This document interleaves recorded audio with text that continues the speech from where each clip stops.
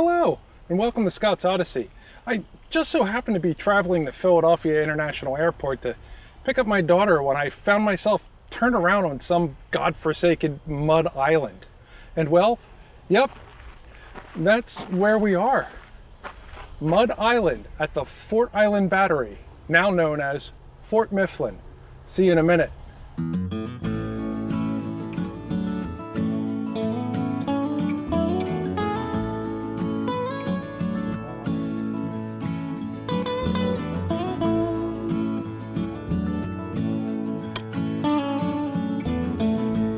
Welcome back. If you've watched my videos before, thank you for your patronage, and if you're new to Scott's Odyssey, welcome aboard. Before I get into this, I just need to let you know there's a lot of lawnmowers, there's a lot of jets landing at Philadelphia International Airport, and a lot of other ambient noises, including wind when I'm outside. Back in 1643, just after Swedish Lieutenant Colonel Johann Prince arrived in the New World, he established the very first permanent settlement of Pennsylvania by building a massive fort, community housing, and a trading post on a little island along the Delaware River. This island was called Tinicum Island, but we'll get to that story on another day because today I'm at a location northeast of that island on a completely different island. Well, no. I'm actually on the same island, but back in the 1600s and up until 1812, it was a completely different island. And that island's name was the Deepwater Island. Well, that was until 1771 when the British made the decision to establish a fort on this little island, which would watch over the Delaware and guard the entrance into the Schuylkill, where the two rivers meet. Yeah. Those Brits loved the idea and the work of building this fort so much that they named it Mud Island. Well, technically they called it Mud Island, but it was officially named Fort Battery Island. What? Oh, okay. Lay off me about these island names. I mean, it's not like I named them. Heck, you think Mud Island and Tinicum is bad? Well, you need to realize that in Tinicum, the Swedes used to raise free-range pigs on the island, which by 1680 led to the island being called by everyone else in this part of Pennsylvania, Hog Island. Back to Mud Island. In the early part of September 1777, the British essentially waltzed right into Philadelphia and deemed it a successful grab. Yeah, they waltzed. You see, their forces were too great. The colonial army was outnumbered, the push was fast and determined, so the colonial army, or more so the Continental Congress, just up and ran over to York, Pennsylvania to figure out what to do. So there he was, General William Howe, the commander of the British Army, who was welcomed back into Philadelphia on September 26, 1777 by the Loyalists.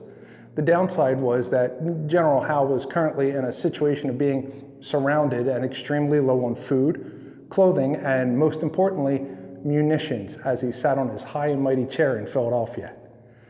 When information was presented to the Continental Congress that the British have taken Philadelphia, Benjamin Franklin responded with the most Philadelphia statement ever: "No, sir. Philadelphia has taken the British." Now, the much-needed supplies General Howe was waiting on so that he could go after the colonial army and finish them off was just off the coast of the Delaware Bay.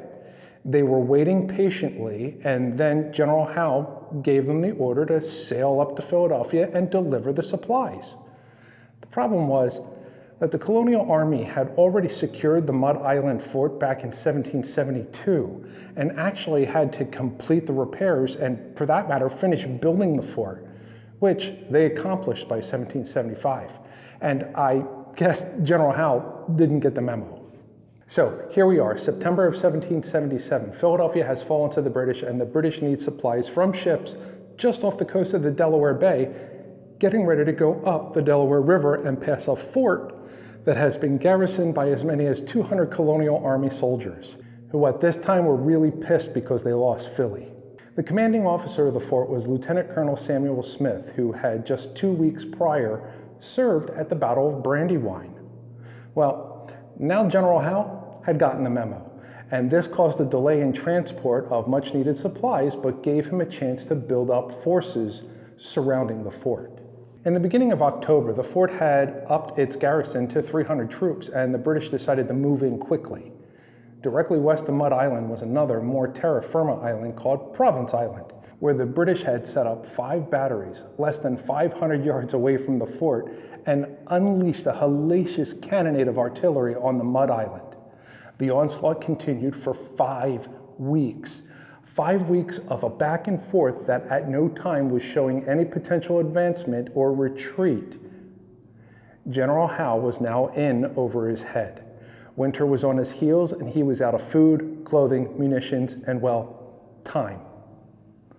On November 10th, the order was given to hit Fort Island Battery with everything they could muster, and they did. The fort was struck with 18, 24, and even 32-pound munitions, which ultimately decimated the artillery pieces, the barracks, and the blockhouse. The next day, Colonel Smith, who happened to receive quite the injury when a chimney fell upon him during the bombardment, wrote a letter to General Washington stating, "We will be able to hold out for another 5 days." Unfortunately, because of the damage they had sustained and the number of casualties, it should be no surprise that there were deserters. One such deserter took intelligence to the British, talking about the poor state of the fort's reserves. On the 15th, a bugle sounded, and a barrage of cannon fire came from both Province Island as well as sea batteries from the ships. It is stated that the sound was so loud that it shook buildings in both Philadelphia and southern New Jersey. Within the first volley, over 1,000 cannonballs were sent. Flying into the fort, essentially flat-topping the entire island. But the flag kept flying, and under cover of night, the remaining survivors successfully escaped across the river to Red Bank, New Jersey. The British awoke the next day to a fort that was completely abandoned and, well, completely and utterly destroyed. Lieutenant Colonel Smith did what he said he would do, and thanks to his command, was able to buy General Washington and his troops 6 weeks to get to Valley Forge. Such an important feat that this fort garnered the historical remembrance as the fort that saved America. In 1795, the fort was rebuilt and officially renamed to Fort Mifflin after General Thomas Mifflin, who allegedly, while he was the quartermaster general, failed to supply General Washington and his troops with supplies at Valley Forge, and instead sold the supplies to the highest bidder, which led to a lot of death due to lack of food and clothing. But even though he resigned his position when he received this allegation, he was kept on by George Washington and even promoted to the rank of Major General due to his actions and leadership in the Battle of Trenton and the Battle of Princeton.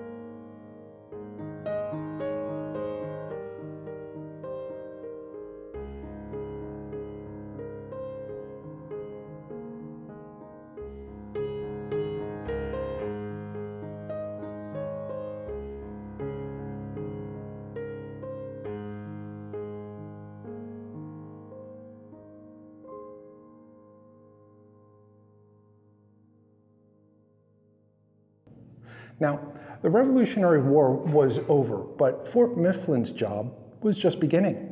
During the Civil War, Fort Mifflin became a military prison. It housed Confederate prisoners of war, Union soldiers, and even civilians, all of them housed in the larger casemates or bomb-proof gun emplacements. Oddly enough, one of the most famous prisoners of Fort Mifflin was William Howe. No, not the general in the British Army. William Howe, the Union private from Perkiomenville, who left the 116th Pennsylvania Volunteer Regiment, who were currently in Virginia, and he returned home in Pennsylvania because, well, because he had the shits real bad. No, really. He was placed under arrest and put in prison for abandoning his regiment due to inflammation of the bowels. When 3 officers came to arrest him, a gunfight broke out, and he shot Abraham Bertolet in the chest, killing him. So they put him in an underground cell, and on August 26, 1864, he was hung until dead for deserting and the murder of an officer. The only prisoner ever to be executed at this fort. After the Civil War, Fort Mifflin was still not done her duty to the United States. During World War I and World War II, Fort Mifflin acted as an ammunition depot. It formally became a National Historic Landmark in 1915 and continued to operate as an active military base all the way up until 1954. Fort Mifflin is a testament to the tenacity of the American spirit and the patriotism of our great nation. Give me a like, subscribe. Let me know if you would like more videos out of the Philadelphia area. While you're at it, jump out to Patreon or PayPal and hook me up with the ability to continue this journey and adventure into who we once were. As always, I thank you for watching, and I'll see you in the next video. Trying to talk to you about one with the jets going over.